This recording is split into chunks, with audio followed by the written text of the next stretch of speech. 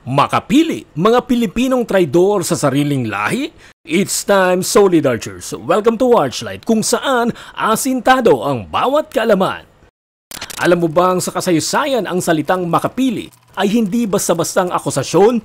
Dahil sa gitna ng sigawan para sa kalayaan, may mga tinig na pinili ang katahimikan at habang ang bayan ay lumalaban, may ilan na yumuko sa kalaban. Sa panahon ng Japanese occupation sa Pilipinas, taong 1942 hanggang 1945, hindi lang mga dayuhan ang naging kalaban ng ating mga bayani, kundi pati ang sarili nating kababayan. Sila ang tinawag na makapili o makabayang katipunan ng mga Pilipino. Ang makapili ay nabuo noong 1944 sa ilalim ng pamumuno ni former military general Artemio Recarte at dating pinuno ng kilusang sakdalista na si Benigno Ramos.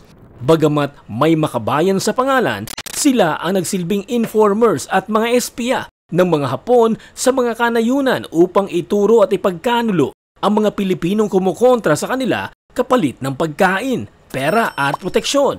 At ang simbolo ng kanilang pagtataksil, ang bayong na isinusuot sa kanilang ulo na may dalawang butas na tanging ang kanilang mga mata lamang ang makikita. Ginamit nila ito upang maitago ang kanilang pagkakakilanlan habang itinataas ang daliri sa mga kapwa Pilipino na kalaunan ay huhulihin o papatayin. Nilulusob ng mga Hapon ang mga lugar na pinanghihinalaang kuta ng mga Pilipino guerrillas at resistance fighters.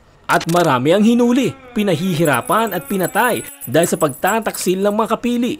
At madalas rin nilang itinuturo ang mga inosenteng Pilipino. Sinasabing may mahigit 6,000 na mga miyembro ang makapili at karamihan sa kanila ay mga mahihirap na umanib sa makapili dahil sa desperasyon o dahil sila ay pinangakuan ng gantimpala.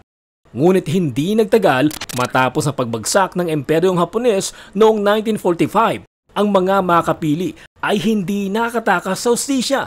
Isa-isa silang hinuli ng mga gerilya at pinarusahan. Ang ilan ay pinatay, habang ang iba naman ay ipiniit bilang mga traidor ng bayan.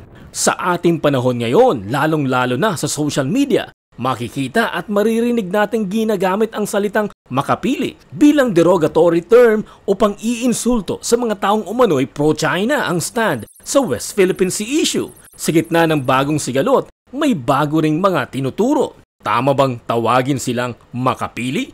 O may iba bang mas karapat-dapat sa bansag na ito? Yung sadyang ipinagkakanulo ang kapwa Pilipino sa mga dayuhan. Ibahagi ang iyong saloobin sa comment section sa ibaba. Hanggang sa susunod, Solid Archers, it's time!